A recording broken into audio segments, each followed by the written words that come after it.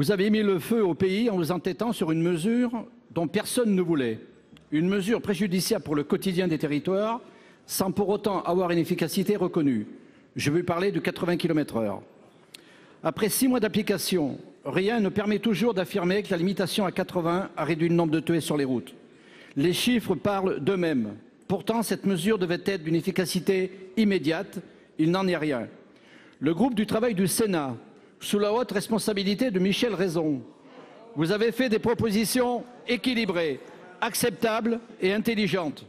Cibler l'instauration du 80 km/h sur les tronçons accidentogènes, et cela au plus près des territoires, par décision du président du département et du préfet, et conserver le 90 km/h pour le reste du réseau routier départemental. Et surtout, ne nous taxez pas d'irresponsables. Nous souhaitons bien sûr que le nombre de morts sur les routes diminue. Nous soutenons toutes les mesures qui vont dans le sens de l'amélioration de la sécurité routière, de l'état de nos routes et de nos véhicules et du comportement des automobilistes.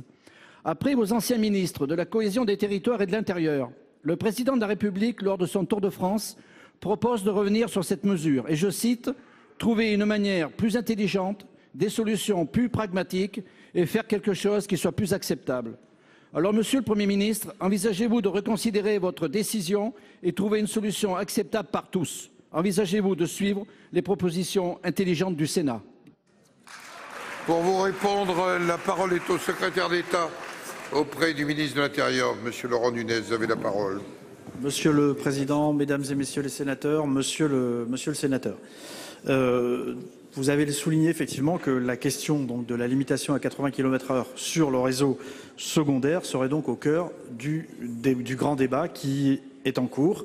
C'est une question importante, vous le soulignez, pour nos concitoyens, tant elle touche aux déplacements, aux mobilités, pour ceux notamment qui vivent en zone rurale et qui parcourent les 400 000 km de notre réseau secondaire.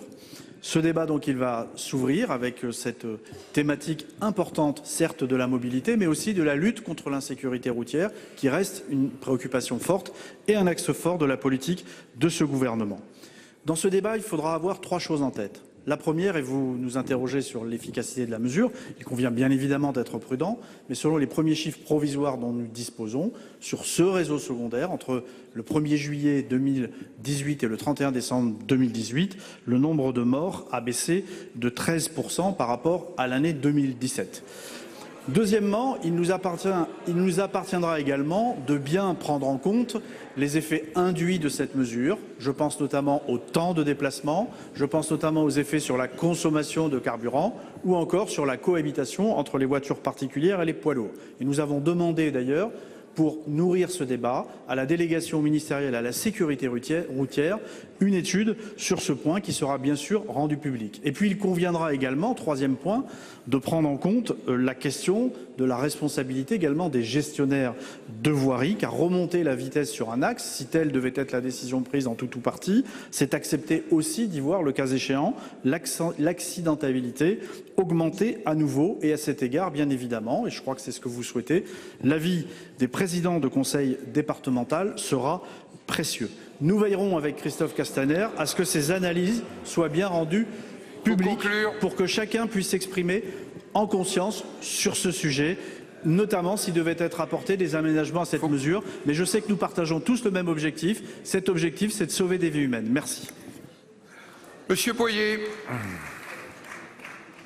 Je regrette, Monsieur le Premier ministre, que vous n'ayez pas répondu à ma question, car c'est une mesure que vous avez imposée. Nous ne vous demandons pas de reculer et de vous renier, nous vous demandons de vous adapter à la réalité de nos territoires et de donner un signe d'apaisement et à la colère. Monsieur le Premier ministre, écoutez le Sénat, écoutez la voix de la ruralité et des territoires. Si vous aviez écouté le Sénat sur d'autres sujets tels que l'eau, l'assainissement, l'augmentation des taxes, la retraite agricole, la CSG, nous n'en serions pas là. Il faut conclure. Nous, sénateurs, nous vous en appelons à la raison. Merci. Monsieur le Président, Mesdames, Messieurs les ministres, mes chers collègues, ma question s'adresse à Monsieur le Premier ministre. Nous assistons depuis 2 semaines au grand show médiatique du Président de la République, le premier en Normandie, le second en Occitanie, 6 à 7 heures de débat bien orchestrés, bien mis en scène. Bref, un président en campagne et probablement plus en campagne qu'à l'écoute des problèmes fondamentaux des Français. Dans la ligne droite de cette mise en scène, nous apprenons hier que la secrétaire d'État à l'égalité entre les hommes et les femmes co-animera l'émission Balance ton poste de Cyril Hanouna pour, et je reprends ses propos, ramener des gens vers le débat public. Les Français ne seraient-ils pas assez subtils ou assez intelligents pour avoir besoin de ce type d'émission, pour réfléchir, pour comprendre et proposer? Monsieur le Premier ministre, est-ce avec votre accord que Madame Schiappa participe à ce talk-show pour le moins surprenant? Pour vous répondre, la parole est à Madame Schiappa, secrétaire d'État chargée de l'égalité entre les femmes et les hommes. Merci Monsieur le Président, Mesdames et Messieurs les sénateurs, Madame la sénatrice. Je vous remercie pour votre question tout en bienveillance et tout en nuance. Je vais essayer de vous répondre sur le même ton.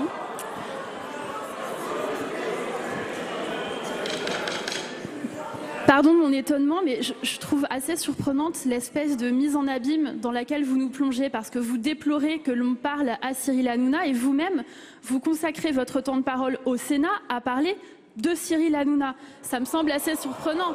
Vous auriez pu parler de sujets dits sérieux, comme par exemple la semaine...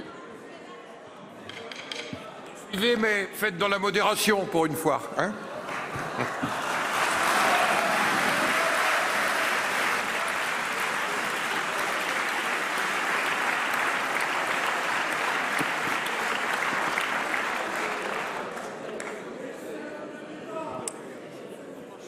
Madame la sénatrice, il y a des centaines de milliers de personnes qui regardent toutes les semaines l'émission de Cyril Hanouna. Est-ce que ces centaines de milliers de personnes sont des citoyens comme vous et moi, comme les gens qui écoutent France Culture, comme les gens qui regardent Arte? Le grand débat national voulu par le président de la République et organisé par le gouvernement sous la surveillance des garants, sous l'autorité du Premier ministre pour l'organisation de ce débat, est d'ailleurs très bien organisé par mes collègues Emmanuel Vargon et Sébastien Lecornu, dont je veux là saluer la mobilisation exceptionnelle en un temps record. Eh bien, ce grand débat national, il vise à parler à tous les citoyens. Il n'y a pas de citoyens de seconde zone, Madame la sénatrice. Le mépris de classe d'une intelligentsia et d'une forme d'élite politique qui voudrait s'arroger la seule responsabilité politique et la seule capacité à accéder au débat politique et au débat public, c'est ce mépris de classe qui a nourri en partie le mouvement des Gilets jaunes, qui en veut non seulement au gouvernement, mais à l'ensemble de la classe politique. Je crois qu'on ne répond pas à des problèmes politiques de 2019 avec des solutions de 1999, ne vous en déplaise. Madame Eustache-Brinio. Alors, Madame la Ministre, j'ai bien entendu vos explications, mais depuis quelque temps, chaque jour, l'image des hommes et des femmes politiques est dévalorisée. Ne soyons donc pas surpris qu'avec ce type de mélange des genres, les Français soient de plus en plus critiques à l'égard de leurs élus. Vous participez ainsi à l'éloignement et au rejet de la classe politique dans son ensemble. La politique vaut mieux que cela. La politique, ce n'est pas la télé-réalité. L'exemplarité des élus contribue à leur respect. Notre rôle est de tracer un chemin, de créer l'envie et de donner l'espoir, avec passion, à chaque citoyen et en particulier aux jeunes générations qui seront les adultes de demain. Ramener le débat public à une émission spectacle ne peut que poursuivre le travail de dévalorisation de la politique et ainsi vous y contribuer. Mais peut-être est-ce voulu. Alors, comment aurions-nous pu imaginer un jour, mais c'est vrai, c'était un autre temps, Françoise Giroud co-animer une émission avec Guy Lux ou avec Léon Zitrone? Vous avez été au centre des attentions de cette séance de questions d'actualité au gouvernement, notamment avec cet échange avec Jacqueline Eustache-Brinio, qui vous a attaqué sur votre présence vendredi à cette émission de Cyril Hanouna, Balance ton poste. Vous lui avez répondu que vous cherchez à parler à tous les Français, mais est-ce que vous comprenez tout de même les réticences de certains et les attaques? Moi, ce qui m'étonne, qu'on ait des réticences, pourquoi pas? Comme disait Rosa Luxembourg, la liberté, c'est toujours la liberté de penser autrement. Mais je ne force personne à regarder l'émission de Cyril Hanouna vendredi. Les gens qui ont envie de rester sur Public Sénat vendredi soir peuvent passer la soirée de vendredi sur Public Sénat, il n'y a aucun souci à ce niveau-là. Donc, qu'on me déplore ou qu'on ne regarde pas cette émission à titre personnel, je le comprends. Qu'on m'attaque d'une façon aussi agressive et aussi vigoureuse et qu'on me fasse des invectives groupées de cette manière dans l'hémicycle, tout ça parce que je vais m'adresser à des personnes qui n'ont pas l'honneur de faire partie de l'intelligentsia ou des gens à qui on s'adresse d'habitude dans ce type de débat, non, je ne le comprends pas. Vous ne jugez pas qu'il y a un mélange des genres en allant dans ce type d'émission et en étant une personnalité politique de premier plan? La porte-parole du parti Les Républicains, Madame Guirousse, est déjà allée dans une émission de Cyril Hanouna. Je n'ai pas entendu qui que ce soit aller. Nicolas Dupont-Aignan a déjà été invité de cette émission. Alexis Corbière, Adrien Quatennens, mon collègue Mounir Majoubi. Et il ne me semble pas que ça ait fait un tel débat et une telle polémique. Donc je crois qu'il n'y a pas de citoyens de seconde zone. Les gens qui regardent Cyril Hanouna ont le droit de participer au grand débat national. Et j'y vais non pas pour faire le show et m'amuser et faire le clown, j'y vais pour parler du grand débat national. Et pour dire à des gens qui peut-être ne regardent pas Public Sénat, ne regardent pas LCP, ne regardent pas les émissions politiques, comment ils peuvent s'emparer de ce grand débat et les ramener vers le débat public, vers la démocratie. Les 6 mois impartis à la commission d'enquête sur l'affaire Benalla sont écoulés. La commission a atteint lundi son paroxysme avec la seconde convocation d'Alexandre Benalla. On fait tout de suite le point sur ces 6 mois avec Quentin Calmy.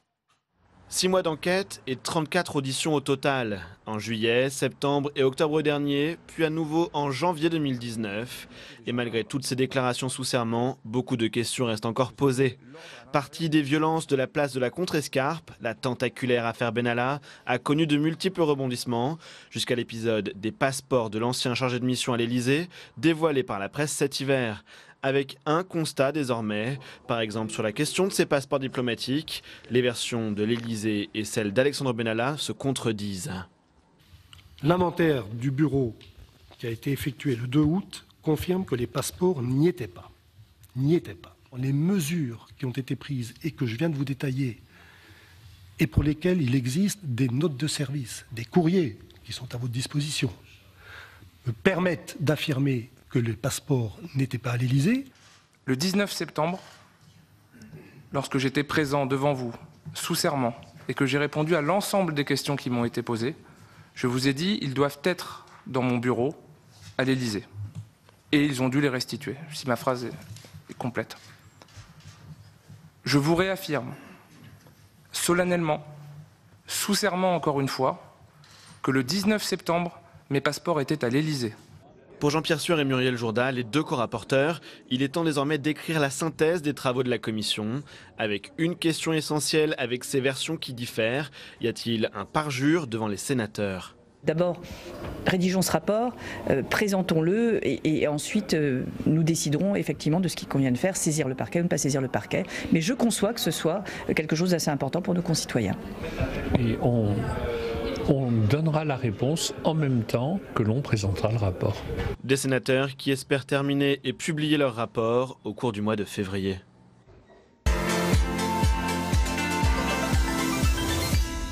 Et on ouvre le débat avec mes invités sur ce plateau. Muriel Jourda, bonjour, merci d'avoir accepté l'invitation de Public Sénat, co-rapporteur de cette commission d'enquête sur l'affaire Benalla. Également sur ce plateau, Esther Benbassa, bonsoir, merci d'être avec nous. Vous êtes sénatrice écologiste, rattachée au groupe communiste, sénatrice de Paris. Bienvenue à vous. Jean-Pierre Sueur est également sur ce plateau, bonsoir. Bonsoir. Socialiste du Loiret et co-rapporteur de cette commission d'enquête sur l'affaire Benalla. Et puis Jean-Philippe Derosier. Vous êtes Bonsoir. Professeur de droit public à l'Université de Lille et constitutionnaliste. Merci à tous les quatre. Première question pour vous, Muriel Jourda, puisqu'on vient de le dire, c'est la fin de ces travaux. Quel bilan avez-vous tiré ? Je le disais, il y a eu quand même ce point paroxystique atteint lundi avec la seconde inconvocation d'Alexandre Benalla. Alors le bilan global, nous le ferons au moment des conclusions du rapport, bien évidemment, mais le premier bilan qu'on en tire est qu'il était tout de même utile d'entendre des protagonistes supplémentaires, puisque nous avions des éléments d'information qui étaient assez contradictoires a priori avec ce qui nous avait été dit dans les précédentes auditions sur l'utilisation des passeports diplomatiques et surtout sur le lieu où ils se trouvaient. Esther Benbassa, une audition utile lundi. On a vu Alexandre Benalla se réfugier derrière l'information judiciaire dont il fait l'objet pour contourner ou ne pas répondre à des nombreuses questions des sénateurs. Je ne sais pas si c'est utile en soi, mais c'était important, c'était nécessaire et en même temps très intéressant. On a appris pas mal de choses surtout, il s'est caché derrière sa n'est-ce Il est pas, mis en examen, oui, donc il n'est pas obligé de répondre à... Bien sûr, derrière la procédure judiciaire. Mais en même temps, voir cet homme comme ça, avec aplomb et détermination, nier certaines choses ou avancer d'autres, et bon, c'est intéressant. Je ne sais pas qu'est-ce qui va sortir, mais en tout cas, j'ai appris beaucoup de choses sur les dysfonctionnements de l'Élysée, ces informations qui ne circulent pas, le désordre. On restitue les passeports, puis on écrit pour les récupérer, etc. Enfin, c'est rocambolesque. Je trouve que c'est une petite histoire à écrire dans l'avenir, puisqu'il faudra qu'on lise d'abord le rapport et qu'on sache un peu de quoi il s'agit. Mais en tout cas, j'ai compris qu'on en a fait une affaire. Ce monsieur ne méritait pas tant d'égards, mais vu la protection dont il a bénéficié et vu ses contacts, il a pu quand même agir de cette façon-là. Je ne sais pas, nous, le Kidam, quand on va refaire notre carte d'identité ou notre passeport, si notre photo n'est pas bien prise, on nous dit d'apporter une autre. Et lui, il renouvelle ses passeports pendant la période où il n'est plus en fonction. Est-ce que c'est le Sénat qui en a fait une affaire? Pas du tout. Si vous voulez, Monsieur Benalla a fonctionné de manière étrange.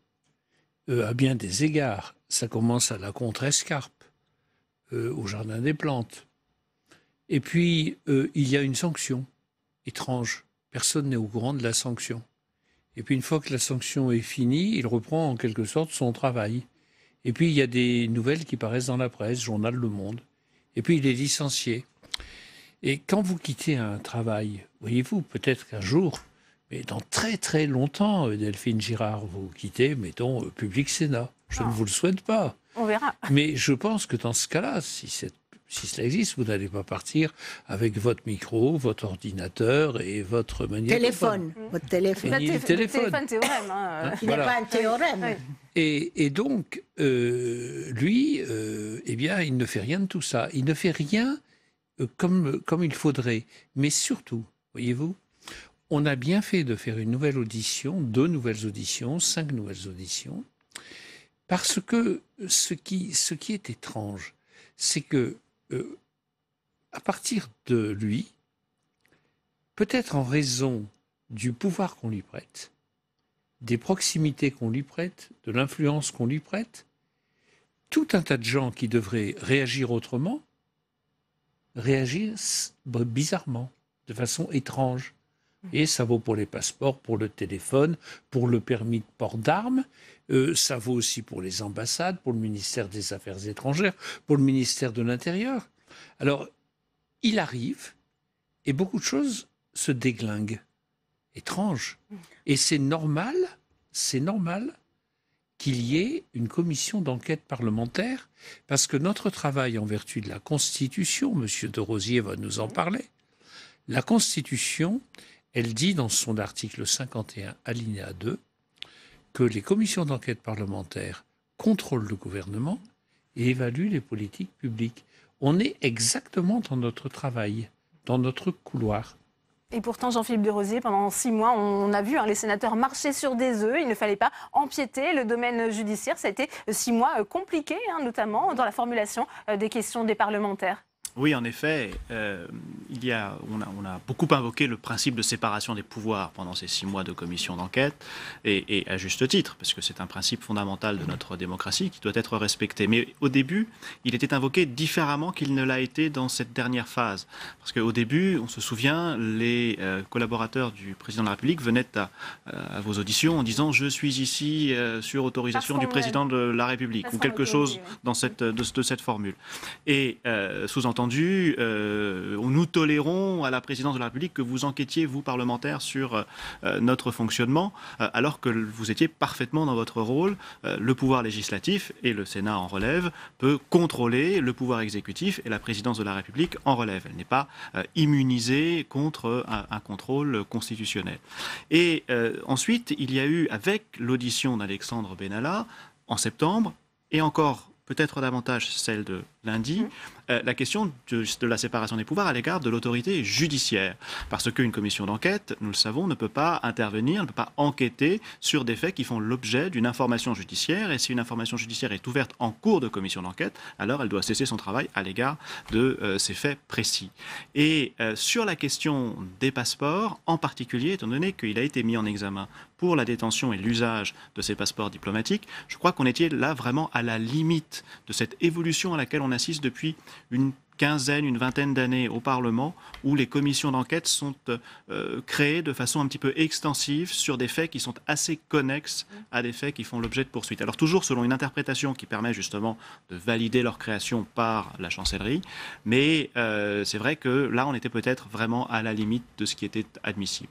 Vous avez senti ces difficultés, Muriel Jourda, vous, quand vous meniez toutes ces auditions, justement, pour ne pas empiéter le travail de la justice, sur le travail de la justice? Je crois que nous avons été extrêmement attentifs aux principes, effectivement, qui viennent d'être énoncés par le professeur de Rosier, mais je pense que nous avons atteint le but, c'est-à-dire que, notamment, Alexandre Benalla étant mis en examen pour des faits de violence le 1er mai, nous ne l'avons jamais interrogé sur ce point et nous avons été tout à fait attentifs.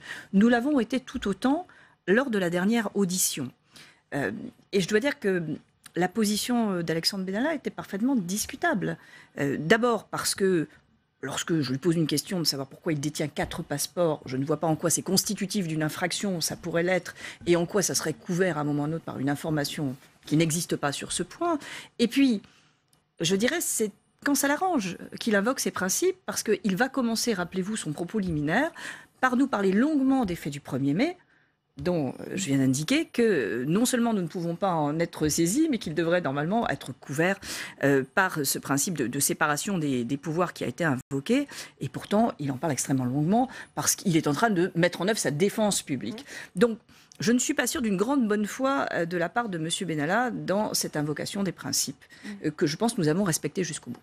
Alors l'objet de la commission d'enquête, c'était de montrer les dysfonctionnements de l'Élysée. On sait que depuis quelque temps, il y a une sorte de mea culpa qui est en train de se faire avec un changement de ton et notamment de la part du porte-parole du gouvernement, Benjamin Griveaux. Je vous propose de l'écouter, c'était dimanche sur Europe 1. On ne va pas tourner autour du pot. Il y a eu des dysfonctionnements et il faut les régler. Il y a eu des dysfonctionnements à l'Élysée, et d'ailleurs c'est ça qui a appelé la réorganisation des services que le président de la République a mis en place rapidement avec on attend un nouveau... d'ailleurs qu'elle se termine. Oui, enfin ça prend un peu de temps, vous avez 900 personnes, il y a des habitudes qui sont très anciennes. Une question sur les voyages. On n'a pas des ambassadeurs à l'étranger qui, à un moment donné, on sait que Alexandre Benalla a rencontré des hauts dignitaires, il n'y a personne pour alerter? Je le dis. D'abord, ne croyez pas que nos ambassadeurs sont alertés de tout en permanence.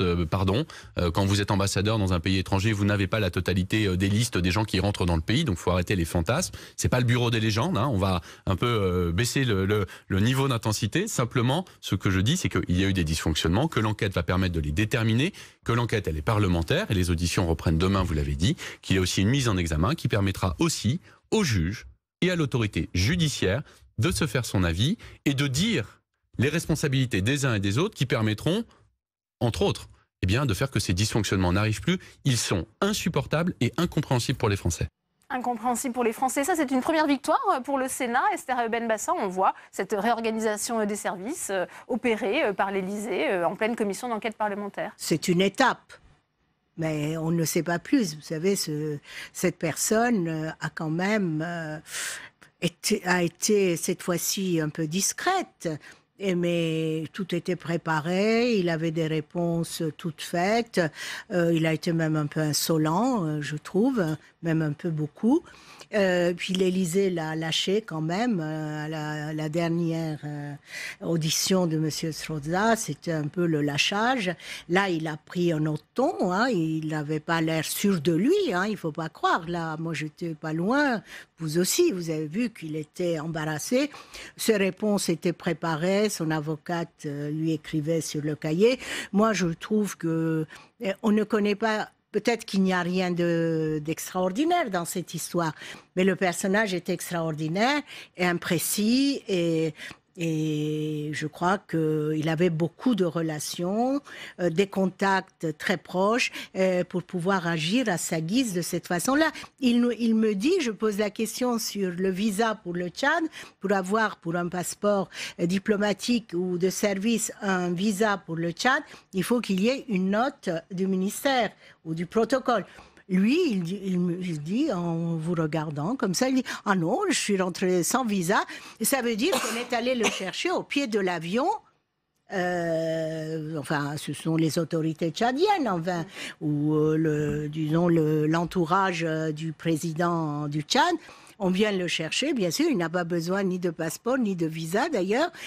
Donc, écoutez, c'est quand même, les ramifications sont larges. Peut-être des protections. Des protections, bien sûr. Oui. On voit qu'on est face à une personnalité complexe, qui est assez déconcertante. Malgré tout, pendant un temps, on a voulu nous montrer peut-être la dérive personnelle d'un homme seul.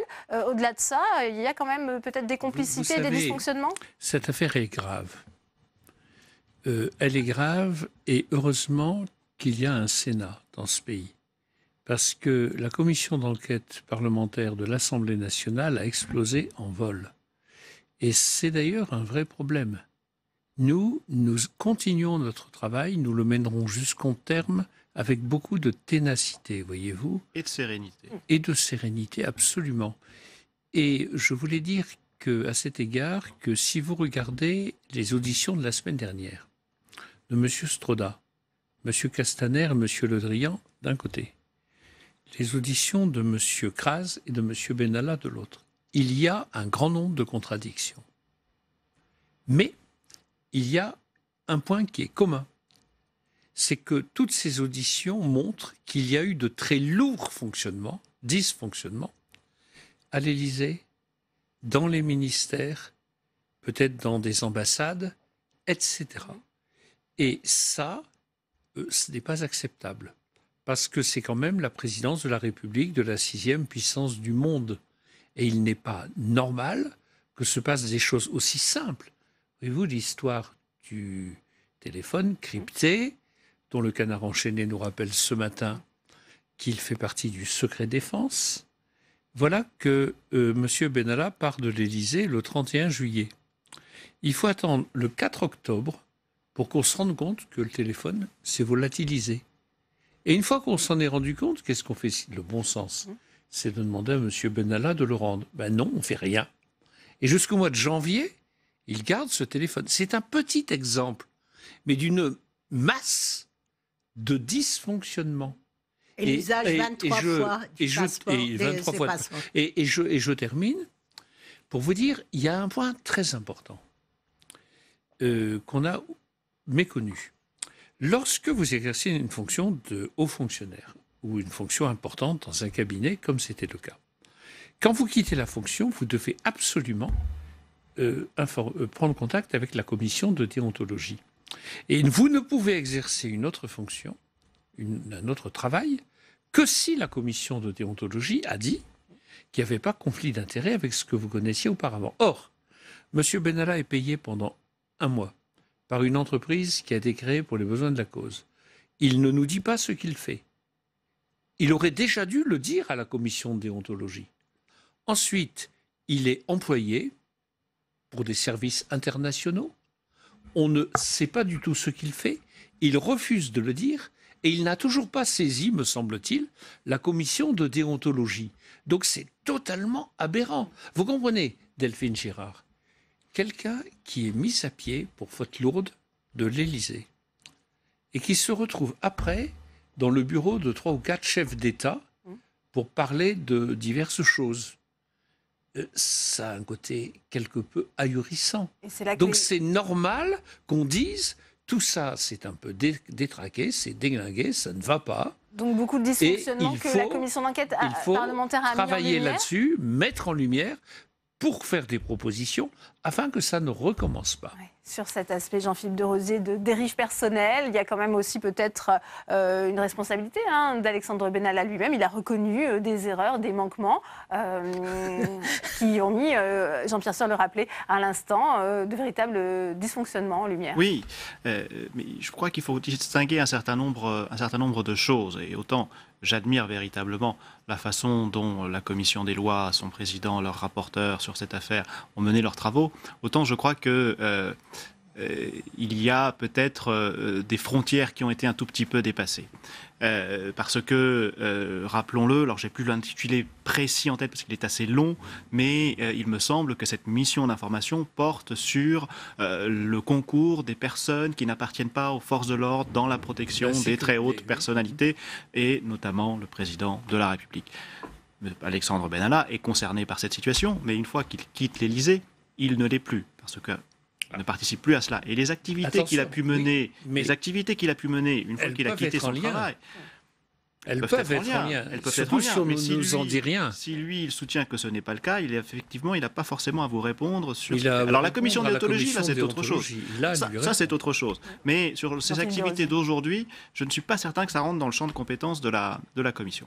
Sur la réorganisation, enfin les conséquences de cette affaire et de la commission d'enquête quant à la réorganisation de l'Élysée, ce n'est que une analyse plus qu'une information, mais je ne suis pas certain que ce soit complètement lié.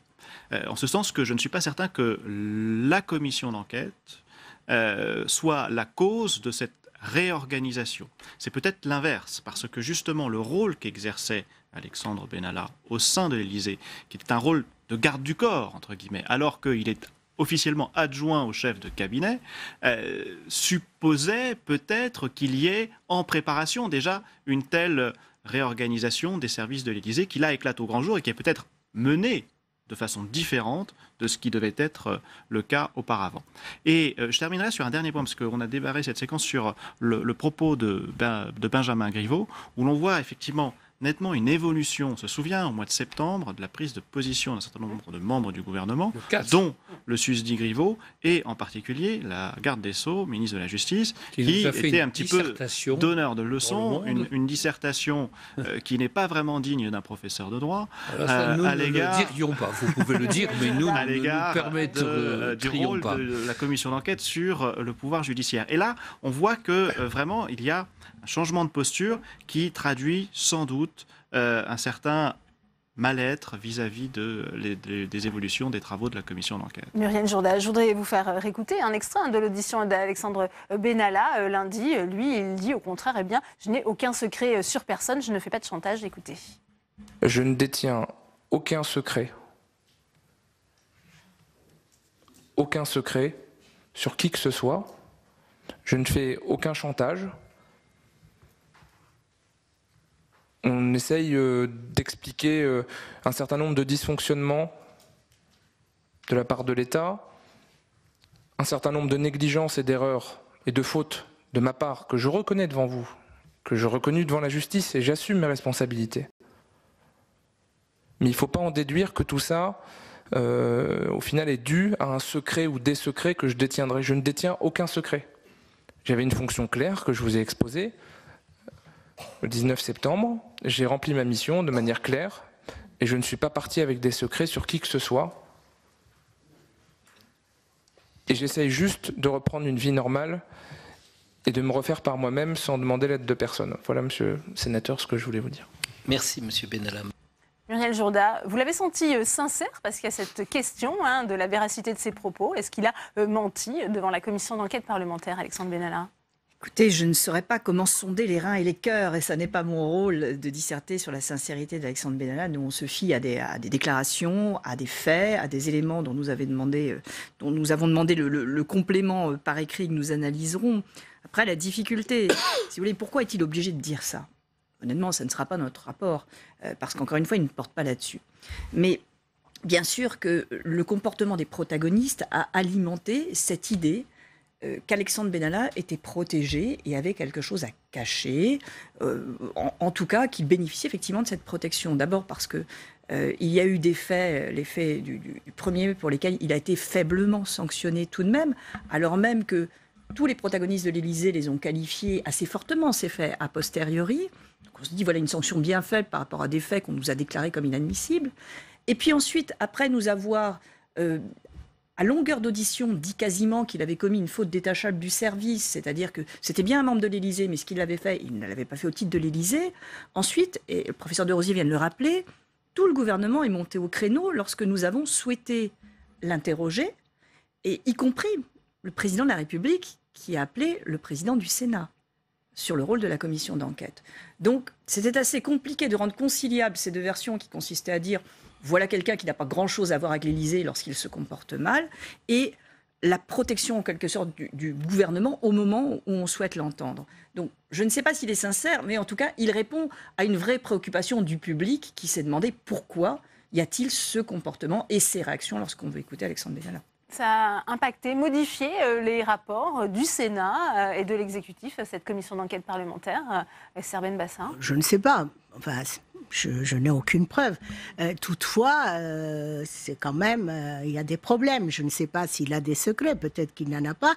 Mais enfin, au départ, ce monsieur était soupçonné d'avoir aidé à l'organisation d'une sécurité privée. Nous, les policiers, les syndicats de police que nous avons entendus, nous avaient dit, souvenez-vous, qu'il les terrorisait. Hein, on a entendu ce mot. Mais enfin, en tout cas, là, il y a quand même un changement dans l'attitude de l'Élysée. Et puisqu'on se souvient que M. Collomb semblait ne pas le connaître. Puis quelques minutes après, on a eu sur les réseaux des photos avec M. Benalla, Collomb et M. Benalla. En tout cas, je ne sais pas, le rapport va être fait, donc on sera fixé, mais toutefois, sur les réseaux et parmi les gens que je rencontre dans la rue qui me parlent, les gens sont insatisfaits. Ils disent, voilà, vous auriez dû avoir des réponses, qu'est-ce que vous avez fait? Parce que je crois que les gens croient que nous sommes des juges. Ouais. Les gens sont insatisfaits, mais l'exécutif est peut-être soulagé, Jean-Philippe de Rosier, de voir les travaux de la commission d'enquête s'arrêter. Ça a pu gêner aussi l'exécutif de voir ces auditions toutes publiques. Ça, je n'en sais rien. Il ne vous a pas échappé que je ne suis pas membre de l'exécutif.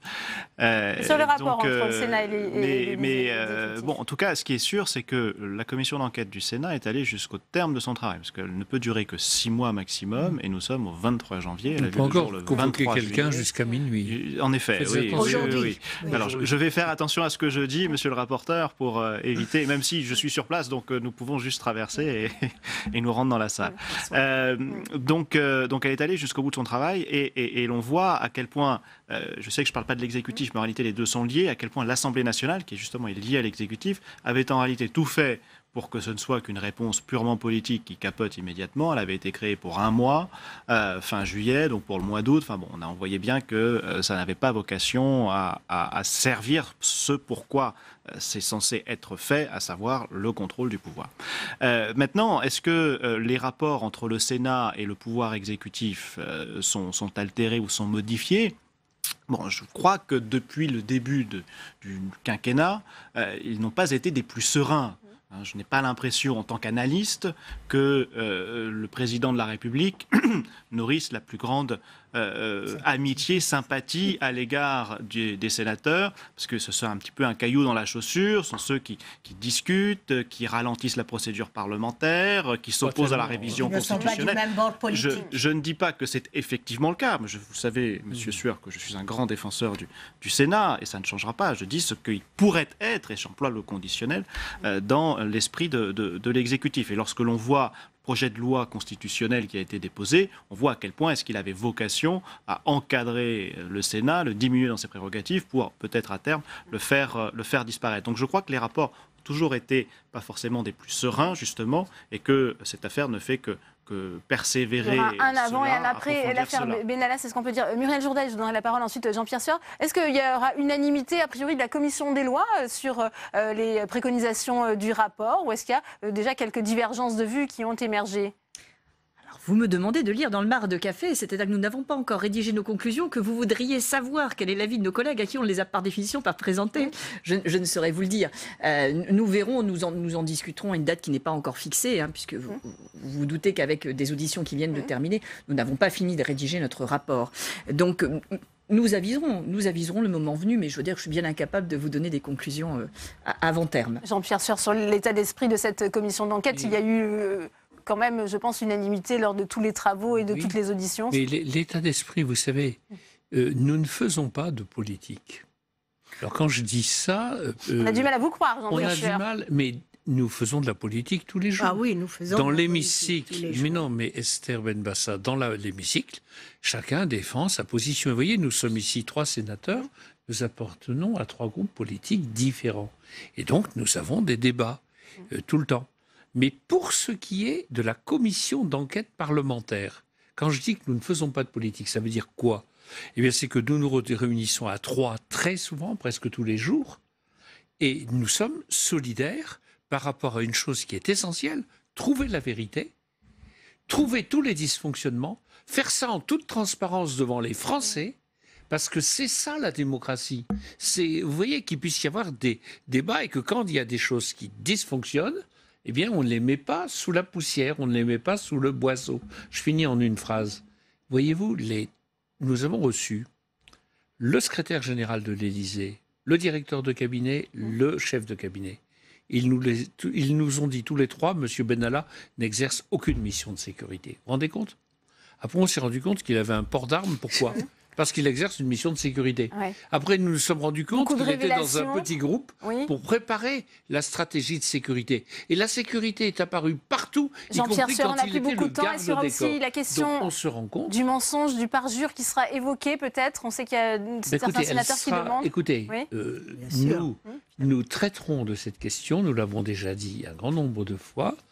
Cette question sera traitée lors de la remise du rapport, et la commission des lois aura à statuer quand elle aura lu, quand elle aura vu, connu le rapport et les propositions de conclusion que nous ferons. Alors que la loi contre la manipulation de l'information en période électorale a été adoptée fin décembre par le Parlement, la signature du traité d'Aix-la-Chapelle hier par Emmanuel Macron et Angela Merkel a alimenté bon nombre de fake news, notamment de la part du parti de Marine Le Pen et de celui de Nicolas Dupont-Aignan. À 5 mois des élections européennes, comment peut-on lutter contre ce phénomène? Jonathan Dupriez. C'est le dernier exemple de fake news en date. À Aix-la-Chapelle, Emmanuel Macron accusé d'affaiblir la souveraineté française au profit de l'Allemagne. Une fausse information, abondamment relayée par des responsables politiques comme Nicolas Dupont-Aignan ou Marine Le Pen. Mais impossible de contrer ces fake news avec la loi récemment promulguée. Cette loi, telle qu'elle a été envisagée, elle est vraiment, vous le disiez vous-même, liée aux campagnes électorales. Donc c'est vraiment la lutte contre les infox à un moment précis de notre vie démocratique. Je ne sais pas s'il faut réglementer l'ensemble de la vie sociale et de la vie politique en permanence. Pour stopper la diffusion de fausses informations, la loi dispose de 3 mesures principales. Un élu ou un citoyen peut saisir un juge dans les 3 mois précédant un scrutin. Les réseaux sociaux doivent être transparents sur les messages sponsorisés. Le CSA peut interrompre la diffusion d'une chaîne étrangère soupçonnée de manipulation. Mais pour Christophe-André Frassa, l'un des rapporteurs du texte au Sénat, ces mesures doublonnent avec l'arsenal existant.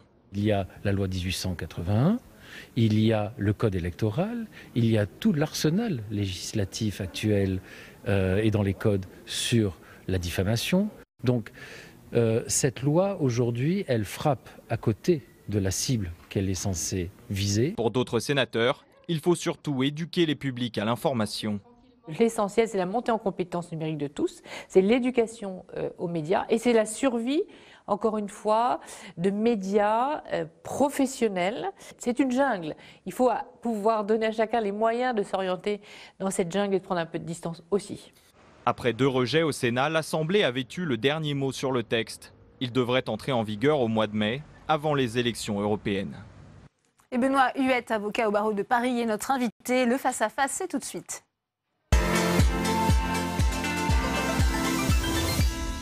Bonjour maître, merci d'avoir accepté notre invitation. Vous êtes spécialiste du droit des médias. On l'a vu, la France va vendre l'Alsace et la Lorraine à l'Allemagne et dépendra maintenant de la politique étrangère d'Angela Merkel. Autant de fausses informations qui ont été largement relayées et propagées hier à l'occasion, je le disais, de la signature du traité d'Aix-la-Chapelle sur les réseaux et auquel adhèrent de plus en plus de personnes. Comment on peut expliquer ce phénomène ? Alors, on est clairement dans le jeu politique. Je crois que ce qu'il y a de nouveau, c'est la façon dont ces nouvelles se propagent. Il y a aujourd'hui 2 milliards de personnes qui ont un compte sur Facebook. La désinformation en tant que telle n'a rien de nouveau. Il y en a eu, on a des exemples de cela presque depuis l'Antiquité. Donc, comment ça s'explique ? Tout simplement par le jeu politique, par la volonté un peu de mettre de l'huile sur le feu pour essayer de s'accaparer une part de l'électorat. Il y a aussi ce phénomène qui est amplifié par l'existence, vous le disiez, des réseaux sociaux. C'est très très dur de réguler, malgré cette loi, on le disait, anti-fake news adoptée par le Parlement. Oui, parce qu'on pourrait se demander si les propos qui ont été tenus à la suite du traité d'Aix-la-Chapelle tombent sous le coup de la loi. Et si on peut faire quelque chose pour les arrêter. Alors si on avait été, il y a encore 3 ou 6 mois, en tant qu'avocat, je vous aurais dit il n'y a pas grand-chose à faire. Mais en effet, on arrive exactement à la période où la nouvelle loi sur la manipulation de l'information qui a été adoptée par l'Assemblée nationale entre en vigueur. C'est-à-dire qu'elle est entrée en vigueur le 24 décembre et qu'elle a lieu pendant les périodes électorales, dans les 3 mois qui précèdent le scrutin. Donc ça va commencer là, maintenant, le 1er février, c'est-à-dire dans une semaine. Donc ces propos font une bonne façon de tester un petit peu les critères de cette loi. Concrètement, on a entendu Nicole Belloubet, c'est quand même compliqué, quand on n'est pas en période électorale, d'empêcher la propagation de fausses nouvelles. Oui, alors nous avons la chance de vivre dans un pays où le droit est construit autour de la liberté d'expression. Vous savez que la liberté de communication, d'opinion sont le bien le plus précieux de l'homme, pour citer la Déclaration universelle des droits de l'homme. Il faut parfois admettre que des personnes ayant une pensée assez extrémiste s'expriment pour que l'ensemble des citoyens puissent exercer leur liberté d'expression. Les gens ont le droit de dire des choses qui ne sont pas exactes. Les gens ont le droit de dire que la Terre est plate. Les gens ont le droit de dire que le réchauffement climatique n'existe pas si bon leur semble. Les restrictions à la liberté d'expression, elles arrivent dans des cas extrêmement précis et très contrôlés par le Conseil constitutionnel qui ne fait que répéter que les atteintes à la liberté d'expression doivent être nécessaires, adaptées et proportionnées au but poursuivi. Ouais, c'est justement ce débat entre liberté d'expression, d'opinion et délit. Là, on est à la limite de ces deux, finalement. Oui, alors là, ça va être très intéressant puisque la loi qui a été votée récemment a énuméré certains critères. C'est-à-dire que pour que ces propos, par exemple sur le traité d'Aix-la-Chapelle, puissent tomber dans le cadre de cette procédure, il va falloir démontrer, par exemple, qu'ils peuvent avoir qu'ils peuvent altérer la sincérité du scrutin. C'est-à-dire qu'il va falloir démontrer que non seulement ils sont faux, mais qu'en plus, ils auront une influence sur l'élection. Et classiquement, en droit, pour mesurer ce critère, on utilisait les écarts de voix entre les candidats. On se plaçait après l'élection, on disait « Ah, il y a eu seulement 200 voix d'écart, donc peut-être en effet que tel propos a pu avoir une influence. » Et là, pour la première fois, on nous donne une action judiciaire qui vient avant le scrutin, et donc il va revenir au juge un petit peu d'interpréter tout cela pour essayer de voir comment on peut le mettre en œuvre. Très concrètement, comment ça pourrait se passer ? Là, on peut saisir peut-être le parti de Marine Le Pen, l'accuser de vouloir altérer la finalité du scrutin. C'est délicat aussi. Alors, aujourd'hui, on ne le peut pas encore parce que nous sommes qu'au mois de janvier, mais dès le 1er février, en effet, une action va être ouverte. Ouais. Et on pourra saisir un juge qui devra rendre une décision sous 48 heures. Et même s'il y a un appel, la Cour d'appel devra également statuer sur 48 heures. C'est extrêmement nouveau. Il y a très peu de procédures comme celle-ci dans notre droit, ce qu'on appelle les référés d'heure à heure, mais dans un type encore particulier.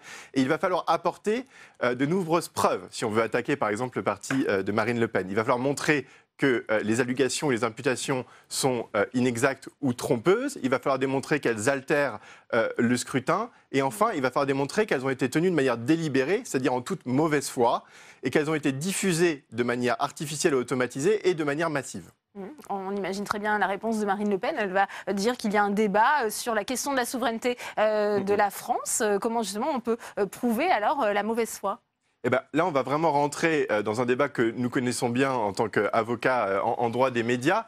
C'est-à-dire, on va vraiment aller au plus près des propos. C'est-à-dire que, est-ce qu'elle a dit que l'article 8 du traité contenait une disposition selon laquelle la France devrait céder son siège au Conseil de sécurité à l'Allemagne ? Est-ce qu'elle a dit qu'il était contenu dans ce traité qu'on allait leur céder de l'arbre nucléaire, comme j'ai pu le lire, ou des choses comme ça? Ou est-ce qu'elle a simplement dit que ce traité préfigurait une possible orientation du gouvernement, ce qui est très différent en fait. On va aller vraiment au plus près des mots qui ont été employés pour essayer de voir s'ils rentrent ou pas dans le cadre de la loi. On disait, c'est amplifié ce phénomène de fausses informations par les réseaux sociaux. Est-ce qu'elle pourrait, par exemple, Marine Le Pen, être amenée à enlever des réseaux sociaux tout le contenu justement lié, par exemple, au traité d'Aix-la-Chapelle? Ça fait partie de la loi? Retirer les contenus? C'est l'originalité de cette action, c'est un peu une innovation française. Quand on regarde les lois qui ont été promulguée dans d'autres pays du monde, il n'y en a aucune autre qui lui ressemble. C'est-à-dire que c'est une action qui va être dirigée uniquement contre les plateformes, contre les réseaux sociaux. C'est-à-dire que, par exemple, si on voulait demain exercer cette action, ce n'est pas le Rassemblement national ou Madame Le Pen ou Monsieur Bardella qu'il conviendrait d'attaquer. Facebook, par exemple. Simplement, c'est Facebook qu'on va attaquer. On va dire à Facebook: pouvez-vous, s'il vous plaît, retirer ces contenus de vos sites? Donc on va se retrouver dans quelque chose d'un petit peu nouveau, parce que finalement, c'est Facebook qui va devoir se retrouver à défendre des contenus publiés par d'autres. Donc c'est quelque chose de... On entre dans un terrain complètement vierge et nouveau. Et en tant que juriste, je suis assez curieux de voir comment tout cela va pouvoir s'articuler. Voilà. Ça s'est déjà produit. C'est compliqué, j'imagine, de demander à Facebook de retirer certains contenus? Oui, alors c'est compliqué pour différentes raisons. Déjà, habituellement, parce que les comptes peuvent appartenir à des personnes qui ne sont pas situées sur le territoire français. Parfois, et ensuite, Facebook n'a pas à être le juge de ce qui est diffusé sur sa plateforme. Facebook, juridiquement, n'est qu'un hébergeur. C'était son statut originel, c'est-à-dire que n'importe qui peut publier des contenus.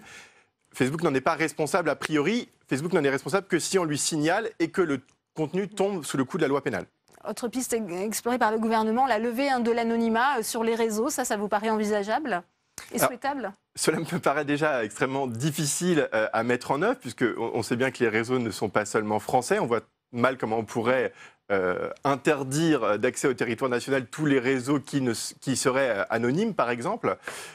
Et ensuite, est-ce que c'est souhaitable? Je crois que à bien des époques, des personnes se sont exprimées sous un pseudonyme. Il y en aura toujours. Il faut bien sûr que ce soit encadré, qu'il y ait certaines proportions, certaines mesures, mais je ne suis pas du tout en faveur du principe d'une interdiction de l'anonymat. On a le sentiment qu'il y a toute une frange de la vie politique française qui se met un peu à faire du Trump. On sait que le président des États-Unis n'hésite pas à déployer sur les réseaux de fausses informations. On peut encore protéger le citoyen en France de ce phénomène, selon vous? Oui, alors je crois que la régulation ne viendra pas que de la justice. Vous savez bien que le temps judiciaire est généralement assez long, il y a un volume d'affaires. Quand vous allez sur une page Twitter et que vous voyez le nombre de personnes qui peuvent réagir, on ne pourra pas faire un procès à chacun d'entre eux. Je pense que l'outil judiciaire est assez mal armé pour répondre à ça, sauf dans des cas bien précis.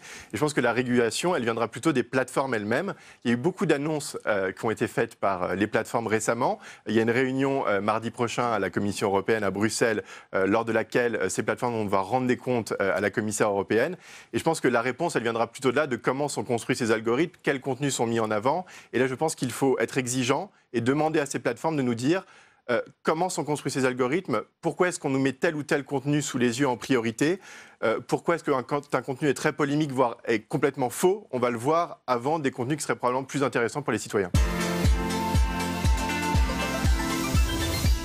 Et on ouvre le débat dans Sénat 360 consacré à ce troisième déplacement présidentiel en province, un déplacement marqué par la présence de Laurent Wauquiez. On va en parler dans un instant, le jour où les Gilets jaunes officialisent leur liste pour les élections européennes. 4 invités m'ont rejoint sur ce plateau. J'ai le plaisir d'accueillir Éliane Assassi. Bonjour, vous êtes présidente du groupe communiste ici au Sénat, sénatrice de la Seine-Saint-Denis. Federico Tarragoni est également avec nous. Bonjour, vous êtes maître de conférence en sociologie, membre du laboratoire du changement social et politique. Bienvenue à vous.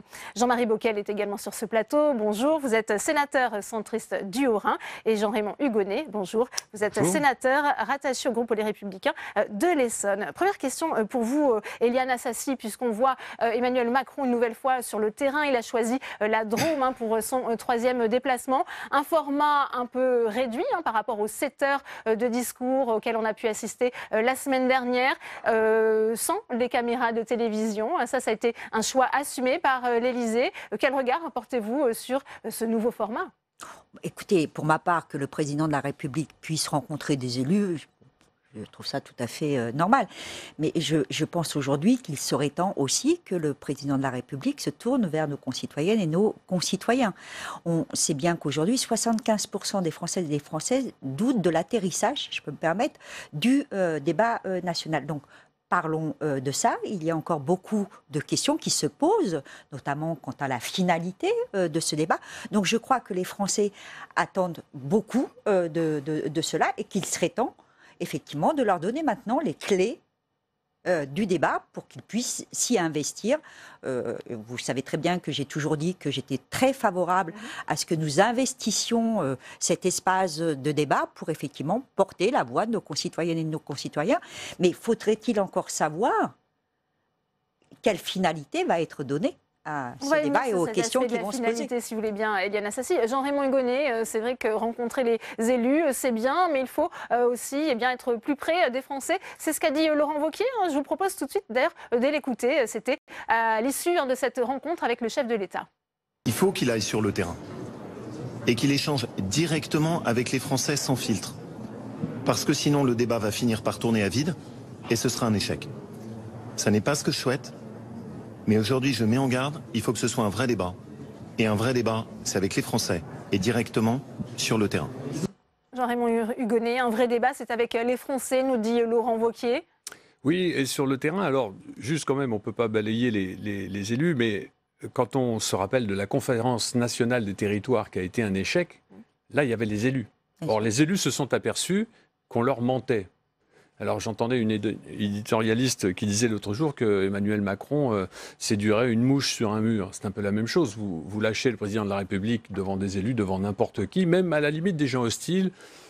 Il a tout le talent pour faire. Ensuite, il faut vraiment que quelque chose s'exprime, mais comme j'ai déjà eu l'occasion de le dire, avant d'être élu président de la République, on nous a dit que la République en marche était allée voir la France, que nous, on ne la connaissait pas puisqu'on faisait partie d'un monde, d'un ancien monde, qu'ils étaient allés voir la France en direct. Donc, qu'est-ce qui s'est passé entre 18 mois pour que ce qu'on lui a dit à un moment donné ne soit pas la même chose qu'on lui redise aujourd'hui? C'est-à-dire qu'on a besoin de travail, de moins d'impôts et de confiance et de sécurité.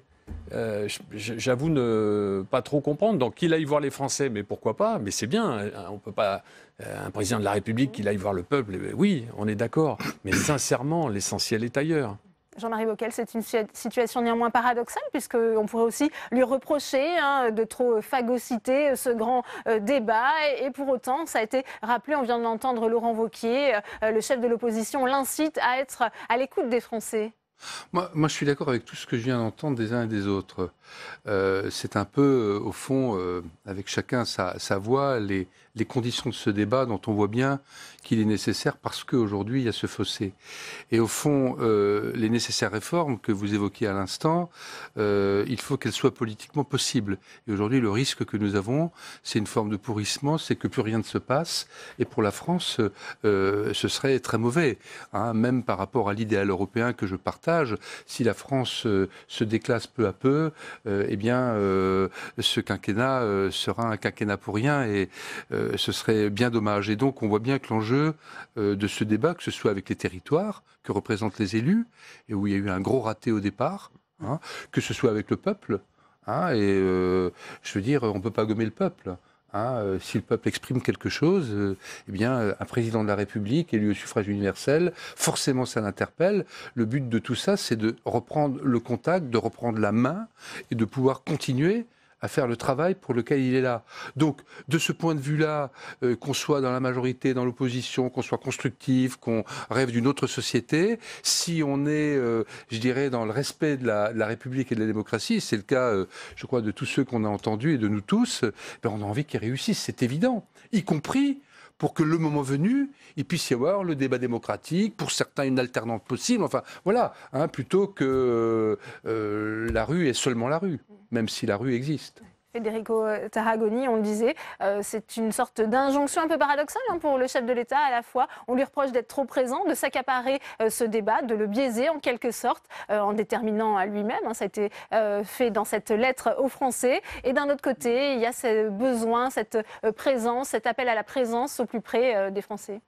Moi, je crois que, comme l'a dit la sénatrice communiste, je crois en fait que les conditions de ce débat ne sont pas vraiment réunies. dans la mesure où son cadrage n'est pas clair et que les conditions d'une vraie participation citoyenne ne sont pas clairement affichées. Donc je pense qu'il y a vraiment 3 messages très clairs qui nous viennent du dit peuple, c'est-à-dire de cette masse de Français qui se sont mobilisés pour revendiquer des droits, une forme de justice sociale, et qui se sont par là même constitués en peuple. Le premier message, c'est que la classe dirigeante, toute option politique confondue, s'est excessivement déconnectée, en fait, non pas de la société civile, qui était le projet de Macron, mais de la société dans son ensemble. Donc il y a un vrai besoin de représentativité sociale de la classe dirigeante, et je ne crois pas que ce soit la priorité de Macron dans ce débat de représenter davantage d'ouvriers, d'employés, de professions intermédiaires dans la classe dirigeante. Le deuxième message très très fort, c'est plus de démocratie directe et participative. Et cette grande consultation nationale, pour l'instant, ne clarifie pas vraiment les conditions d'implication des citoyens ordinaires. Il y a quelques propositions qui sont sur la table, le tirage au sort de citoyens, enfin ça fait partie des pistes proposées notamment par le chef de l'État. Ce sont ces pistes-là qu'il faut creuser, tout comme le référendum d'initiative citoyenne. Après, évidemment, c'est à la démocratie représentative de décider des pistes les plus à même de répondre à la grande crise démocratique que nous vivons. Ouais. Éliane Assassi, vous disiez, vous, que vous êtes plutôt favorable à ce débat, que vous allez y participer. Les LR, Laurent Wauquiez, sa présence, finalement, cautionne aussi ce grand débat. Ce n'était pas forcément le cas au début au sein du parti Les Républicains. Comment vous expliquez-vous ce changement ? D'abord, je ne cautionne pas, je ne cautionne rien. Je prends acte, simplement, qu'il y a une crise profonde dans notre pays, et que des citoyens se sont mobilisés pour crier leur mécontentement, leur colère, sur des aspects relativement forts quand même. Démocratie, pouvoir d'achat, etc. Donc il y a un espace qui est proposé, je le répète, il faut investir cet espace. D'autant que les gens ont des propositions. Ils ne font pas que d'exprimer une colère. Ils font un certain nombre de propositions. Et c'est là peut-être où je suis inquiète. C'est-à-dire que la lettre du président de la République a en quelque sorte donné des directives un peu cadrées, le sens du départ. Mais on n'y retrouve pas une bonne partie des exigences portées. Moi, j'ai lu des cahiers de doléances dans des mairies, y compris dans des mairies communistes. Mais je ne retrouve pas beaucoup de ce que pointe le président de la République dans sa lettre. Donc, comment tout ça Quelles sont les thématiques qui émergent dans ce que vous avez pu lire, Éliane Assassi ? Par exemple, l'ISF, c'est le plus emblématique. Je le pointe parce que c'est le plus emblématique. Mais le rétablissement de l'ISF. Or, dans sa lettre, il n'en parle pas. Mais il y a un autre sujet dont il ne parle pas, et moi que je trouve très inquiétant, c'est la jeunesse. Pas un mot sur la jeunesse. Et on voit bien qu'aujourd'hui, si on est attentif à la composition du mouvement des Gilets jaunes, qui a été un peu dans les tranches les plus âgés, des jeunes maintenant l'investissent parce qu'ils ont aussi envie de participer à ce débat, parce qu'ils ont des questions à poser. Par exemple, les étudiants, les lycéens, les étudiants sur Parcoursup, etc. Or, on ne retrouve pas, ce ne sont que des exemples, tout cela dans la lettre du président de la République. Donc, il y a un décalage, me semble-t-il. Ouais, Jean-Raymond Hugonet, je voudrais revenir quand même à ce changement de stratégie, peut-être aussi de la part du parti Les Républicains. Au début, on voyait quand même un certain scepticisme qui se dégageait au sein de ce parti. Là, on voit la droite qui s'implique, la présence même de Laurent Wauquiez à Valence en est l'exemple. Mais je pense que Laurent Wauquiez, avec ses mots et son expression, reprend ce que vient de dire Jean-Marie Bockel. D'où que l'on soit, qui que l'on soit, quelque sensibilité que l'on ait, un débat s'exprime, c'est le pays dont on parle. Ce n'est pas le président Emmanuel Macron, c'est le pays. Donc tout le monde, tout acteur politique responsable, forcément prête une oreille attentive. Mais je le dis encore une fois, la façon de le faire est assez spéciale. Quelque chose est frappant, alors que, bien entendu, la Ve République et la Constitution confèrent au président de la République une responsabilité importante, mais le silence total de son Premier ministre, qui lui sera amené, s'il le reste, à un moment donné, à appliquer une politique. On ne le voit pas. Et parallèlement à ça, je prends un exemple médiatique, nous avons Jean-Jacques Bourdin qui va déposer 30, alors ce n'est pas des propositions de loi, bien entendu, mais 30 thèmes, vous voyez ce que je veux dire, chacun y va, c'est le concours Lépine. On va arriver encore là-dedans. L'enjeu est bien ailleurs, croyez-moi. Jean-Marie Bockel, il faut aussi que la droite soit présente dans ce débat, il faut qu'elle s'implique pour ne pas finalement laisser aussi les extrêmes peut-être dans cet espace. Sûrement, moi je ne m'exprimerai pas pour la droite, mais pour le centre qui à la fois a toute sa liberté de critique, et je considère que le président de la République a évidemment sa part avérée de responsabilité dans la situation actuelle, mais le centre qui souhaite également qu'on réussisse un certain nombre de réformes dont le pays a besoin. Et je serai un peu moins sévère que ma collègue sur la manière dont le débat est aujourd'hui engagé, la lettre, le cadrage, non pas par indulgence excessive, mais parce que il y a quand même le risque... et c'est pas respecter les citoyens que de prendre trop fortement ce risque, que ça parte dans tous les sens, alors ça ne veut pas dire qu'il ne faut pas que ce soit à débat libre. Au titre de la délégation aux collectivités locales, nous avons auditionné les maires ruraux, nous les avons écoutés sur les cahiers de doléances, j'en ai lu la synthèse, et il y a beaucoup de choses. Il y a le meilleur, mais il y a aussi Macron démission, mais il y a aussi des choses qui ne sont pas forcément constructives. Non, mais même au niveau des propositions, ça part dans beaucoup de directions. Normal, pas de remarque là-dessus.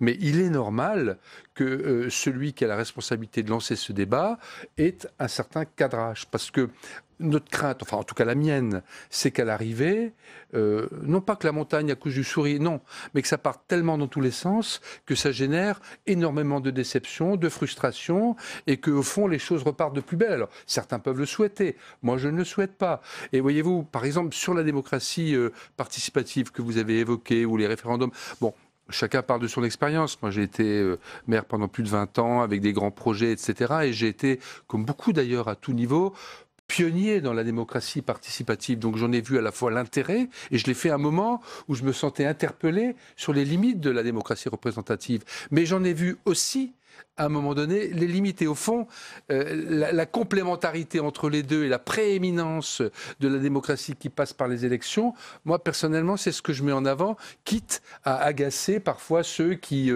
sont des experts avérés de la citoyenneté, détiennent la vérité. Donc, à un moment donné, il faut aussi faire les tris, il faut arbitrer, il faut que les débats politiques reprennent. Et ça, si le débat n'est pas cadré, il va générer de la déception. Je souhaite, moi, qu'il génère non pas de l'unanimisme, mais de la cohésion. Et donc, oui, c'est bien qu'il soit cadré, c'est bien qu'il y ait eu cette lettre. Il y a des insuffisances et des oublis dans cette lettre, bien sûr, mais elle a le mérite d'exister. Alors, avant de poursuivre ce débat, eh bien, nous sommes en ligne avec le sénateur LR de l'Ardèche, Jacques Genest. Il a assisté à cette rencontre entre une soixantaine d'élus, dont Laurent Wauquiez, et le chef de l'État. La rencontre est terminée. Que vous a-t-il dit Emmanuel Macron, Jacques Genest ?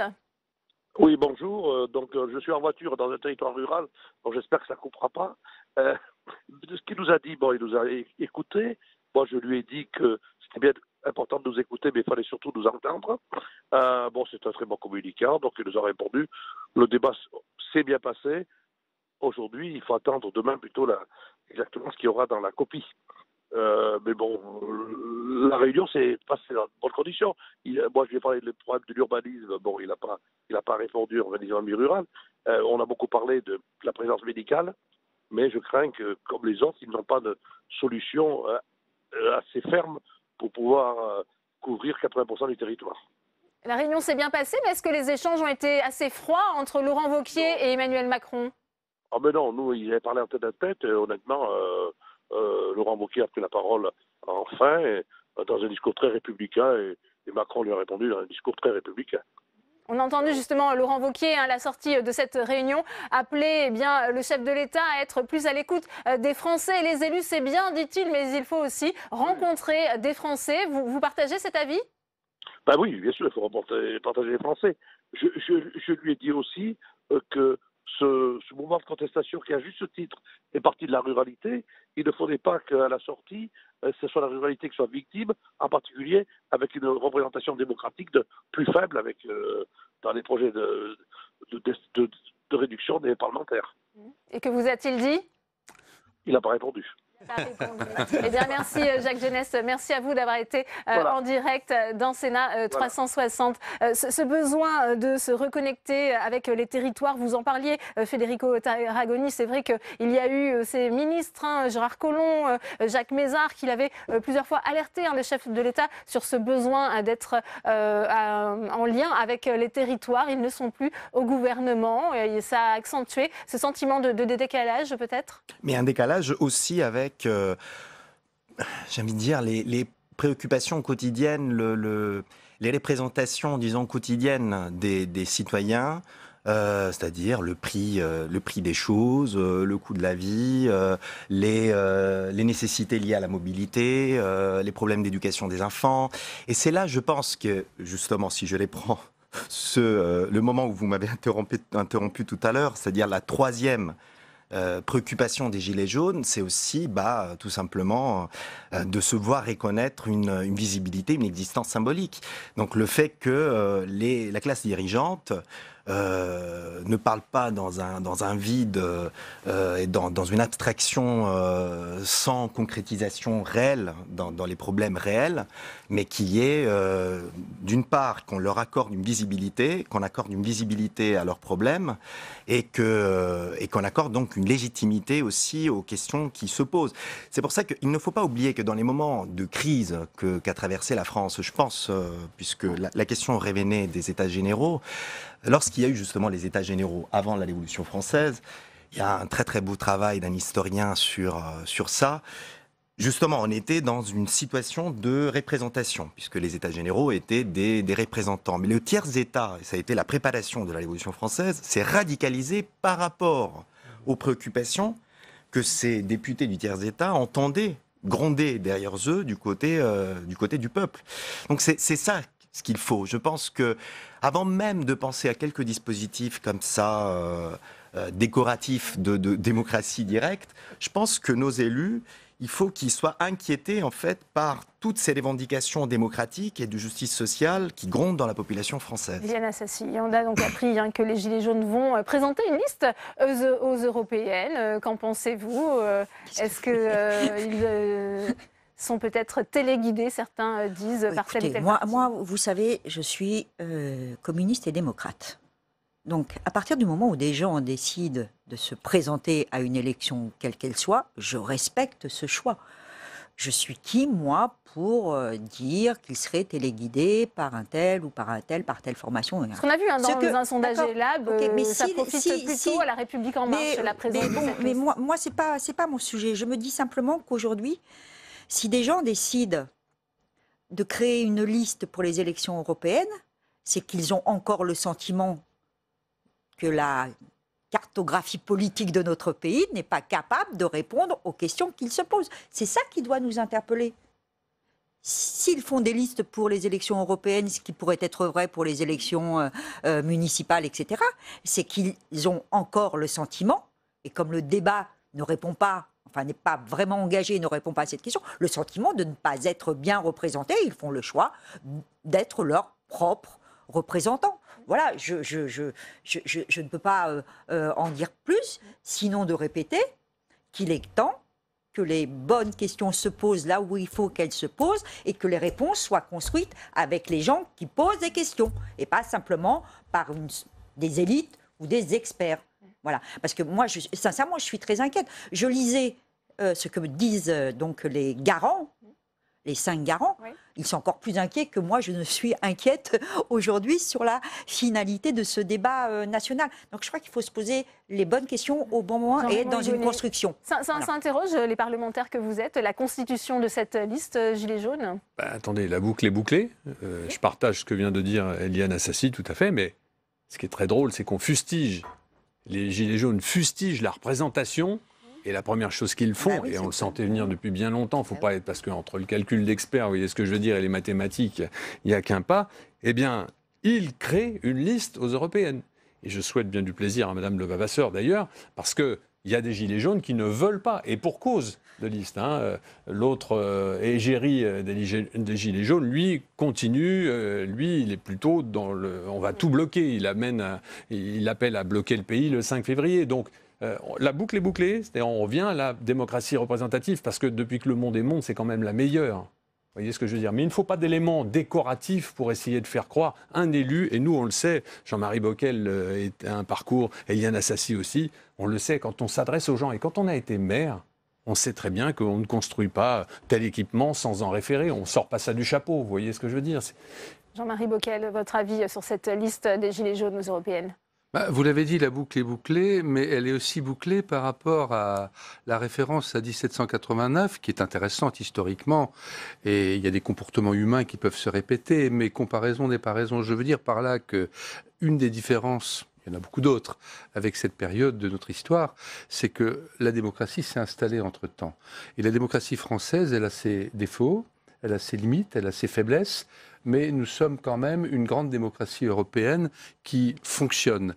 Et le fait qu'une partie du mouvement des Gilets jaunes considère que continuer à porter un certain nombre de revendications d'attente, c'est passer par l'élection, c'est aussi une manière de boucler la boucle, et ça permettra aussi de faire vis-à-vis de tous les citoyens, ceux qui sont gilets jaunes, qui ont de la sympathie pour les gilets jaunes, mais aussi les autres, qui s'interrogent, qui se posent des questions, voire qui sont inquiets, la part des choses entre l'acceptation du débat démocratique avec ses contraintes, ses risques, la nécessité, au fond, saine de mettre de l'ordre dans sa propre pensée, dans ses propres contradictions. Nous sommes tous traversés par des contradictions, et ceux qui seront dans la fuite en avant, dans la manipulation, dans la capacité, le sentiment qu'une petite minorité agissante peut mettre un pays... Très bien, ça existe, on le sait, ça a toujours existé, mais là, il y a le rendez-vous. Et au fond, oui, la boucle est bouclée d'une certaine manière, et c'est une bonne chose.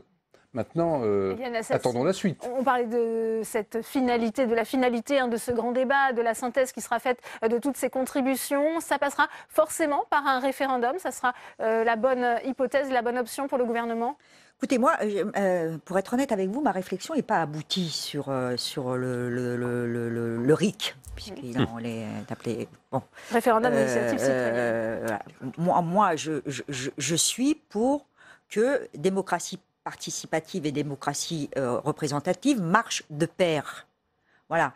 Le référendum, tel qu'il est exigé dans la rue par des gilets jaunes, pas par tous les gilets jaunes, manque encore un peu, me semble-t-il, de substance et se heurterait de toute façon aujourd'hui aux institutions qui sont les nôtres.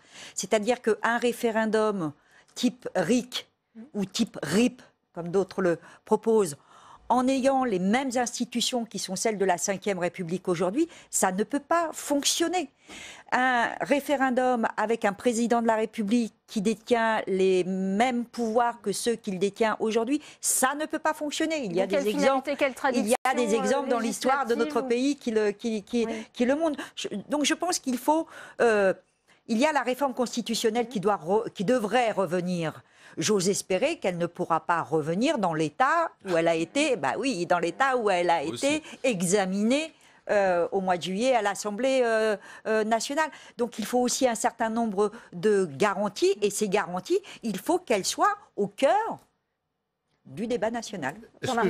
Je peux compléter et conforter le propos d'Éliane Assassi que je partage avec un exemple qui m'est proche géographiquement, qui est la Suisse. Et je suis frontalier de la Suisse et je vois bien fonctionner de près. Coutumier des référendums. Voilà. Eh bien, là aussi, comparaison n'est pas raison, parce que le référendum suisse rentre dans un système vraiment démocratique et fédéral suisse où il a sa place, sa juste place, seulement sa place. Aucun RIC ne remet en cause tout l'édifice démocratique, qu'il soit confédéral ou local, et les gens sont habitués à faire la part des choses entre le plus que peut apporter ces référendums, la manière dont on peut les solliciter, et le fonctionnement normal des institutions représentatives. Donc, je veux dire, si on prend un système pour s'y intéresser, regardons-le dans sa globalité. Prenons pas juste ce qui nous arrange. Et c'est pourquoi je partage le propos de ma collègue. Ça peut être la finalité de toutes ces contributions, un référendum à la clé? Moi, je n'y crois pas 2 secondes. Ce que je veux vous dire, et vous savez que c'est pour moi, ma marotte. On a la chance dans ce pays d'avoir une constitution qui est certainement le texte le plus beau qui existe aujourd'hui. Regardez bien ces dernières années la frénésie de réformes constitutionnelles qui ont toutes été des échecs. Alors le quinquennat, c'est le pompon, puisque le quinquennat a tué l'Assemblée nationale illico, on l'avait dit, aujourd'hui on le vit. La première des choses que font les hommes politiques, et ça a été la tentation, je parle à l'imparfait, de Emmanuel Macron, la réforme constitutionnelle. Allez faire comprendre aujourd'hui que c'est ça dont le pays a besoin. Allez faire comprendre aujourd'hui que c'est d'avoir moins de représentants dont le peuple a besoin. On n'y croit pas 2 secondes. Cette constitution tient notre pays depuis 60 ans. C'est elle qui est vraiment le garant de notre démocratie. Le premier qui veut y toucher endossera une responsabilité extrême dont il aura, devant le peuple français, la responsabilité finale. Le mot de la fin avec vous, Federico Tarragoni, ça serait une bonne réponse à toutes ces contributions, ces doléances, l'organisation d'un référendum? Ce qui est certain, pour revenir à ce que vous dites, c'est que cette constitution, en l'état, dessine une république qui ne fonctionne pas. Puisque si elle fonctionnait, on n'aurait pas eu cette mobilisation et on n'aurait pas eu autant de par en bas, de volonté de changement démocratique. Donc je crois qu'il faut l'amender dans le sens d'une intégration croissante de dispositifs de démocratie directe. Et je pense que la Suisse est un exemple radical. Il y en a d'autres disponibles en Europe, dont l'Italie, par exemple. L'Italie scelle à l'article 71 de la Constitution un référendum porté par 50 000 signatures qui ne font que proposer un texte qui doit être mis à l'ordre du jour des débats parlementaires. Et il peut être ensuite refusé en l'état, discuté ou même ignoré par les débats. Il doit être porté au débat. Et justement, l'origine méconnue du mouvement 5 étoiles dans la presse française, c'est justement ça. Ça a été un mouvement de référendum autour de 6 textes de loi qui ont été complètement ignorés par le Sénat en 2009. Et ça a donné le mouvement 5 étoiles, un mouvement politique porté par des citoyens indignés par justement l'indifférence des institutions à des volontés de changement par en bas. Donc je pense que ce dispositif-là est peut-être... Voilà. Bel exemple, 5 étoiles à l'arrivée. Merci. Bonjour maître, vous êtes avocat au barreau de Paris, je le disais. Ces AI, elles ont été mises en lumière après la démission de Chantal Jouanneau. Est-ce que ce sont toutes des instances inutiles? Non, pas toutes. Pas toutes, elles sont souhaitables, mais je voudrais, si vous le permettez, relever une divergence de droit avec la définition que le président Larcher vient de donner des autorités administratives indépendantes. Il dit qu'elles sont indépendantes parce qu'elles ne sont pas, leurs membres ne sont pas issus d'un processus électoral. La jurisprudence du Conseil d'État, c'est de dire qu'elles sont indépendantes non pas à cette raison, parce que vous voyez par exemple en France, tous les magistrats, qu'il s'agisse de l'ordre administratif ou de l'ordre judiciaire, ne sont pas élus et ils sont pourtant indépendants. Ça veut dire qu'elles sont indépendantes de l'autorité du gouvernement, ce qui est sensiblement différent. C'est pour ça aussi qu'elles sont précieuses finalement, ces autorités, même si elles sont fortement décriées en ce moment. Cette indépendance du gouvernement, ça reste essentiel aujourd'hui ? Alors, ça reste essentiel, mais sont-elles réellement indépendantes du gouvernement? Voilà, c'est ça la bonne question, à mon avis, qui est posée actuellement par le débat. C'est-à-dire, qui en nomme les membres? Et aujourd'hui, la défiance, à travers la proposition de loi dont vous venez de faire état, prouve qu'en général, on soupçonne fortement de recaser un certain nombre d'anciens élus, précisément, qui seraient en errance de mandat et que par conséquent, ils trouveraient refuge dans ces autorités administratives indépendantes. La deuxième question, c'est de savoir qui les finance.